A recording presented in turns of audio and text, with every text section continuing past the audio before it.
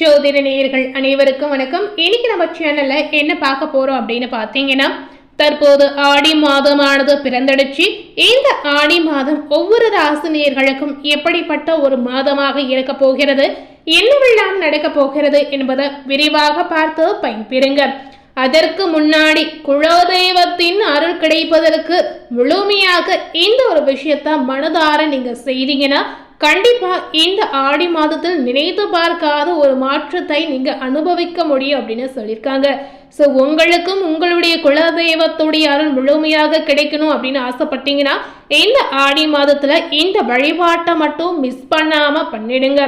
So முதல்ல இந்த வழிபாடு எப்படி செய்யணும் அப்படின்னு பார்த்துட்டு அதன் பிறகு மேசராசி நேயர்களுக்கு இந்த ஆடி மாதம் எப்படிப்பட்ட ஒரு மாதமாக இருக்க போகிறது என்பதை முழுமையாக பார்த்து பயன்பெறலாம்.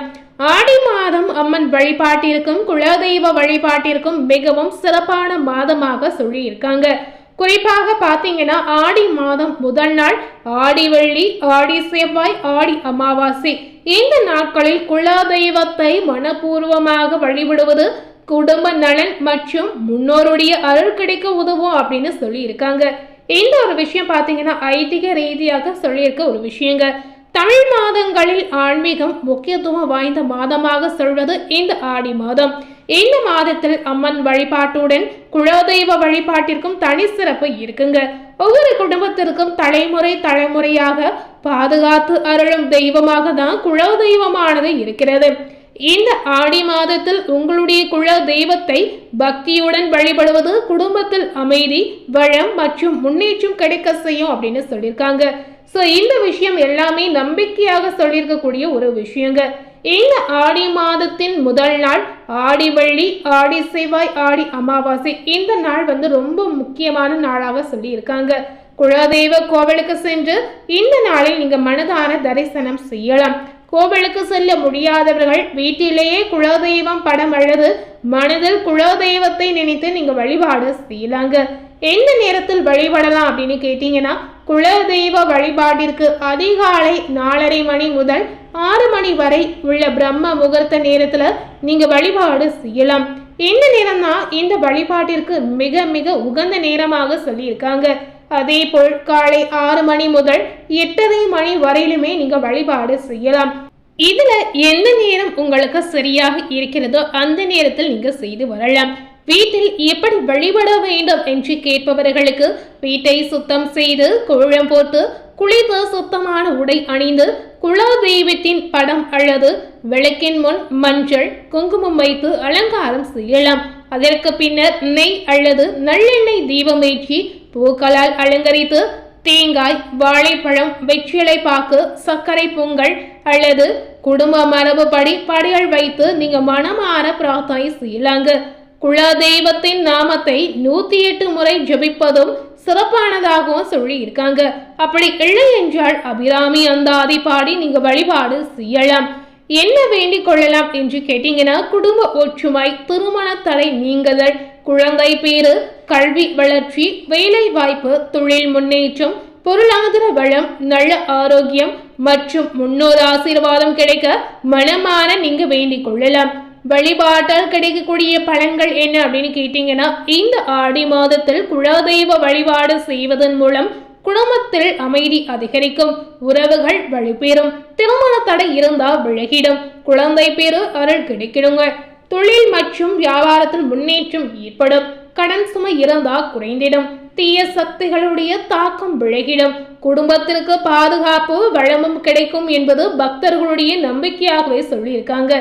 இந்த ஆடி மாதத்தில் கடைபிடிக்க வேண்டிய முக்கியமான விஷயம் என்னன்னு பார்த்தீங்கன்னா தினமும் காலை மாலை விளக்கு ஏற்றுதல், ஆடி வெள்ளி மற்றும் செவ்வாய்க்கிழமையில விரதம் இருப்பது, ஏழை எளியோர்களுக்கு அன்னதானம் தானம் செய்வது, குடும்பத்துடன் கோவில் தரிசனம் செய்வது இந்த மாதிரி விஷயத்தை நீங்க செய்து வருவது ரொம்ப நல்லது அப்படின்னு சொல்லியிருக்காங்க.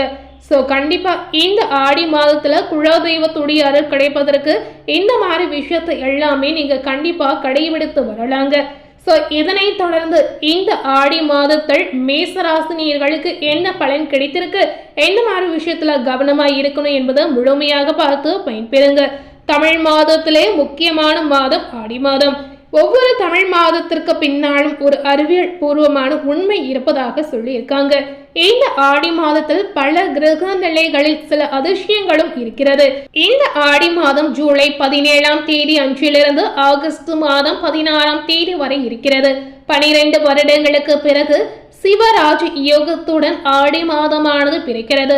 சூரியனும் குரு பகவானும் வீட்டில் இணைந்து உச்சபலத்துடன் இருப்பதுதான் இந்த சிவராஜ யோகம் அப்படின்னு சொல்லியிருக்காங்க.